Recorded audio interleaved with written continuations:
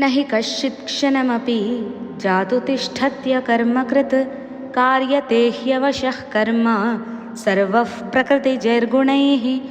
ఈ భూమి మీద పుట్టిన ప్రాణి ఏదైనా క్షణకాలం కూడా కర్మ చేయకుండా ఉండలేదు.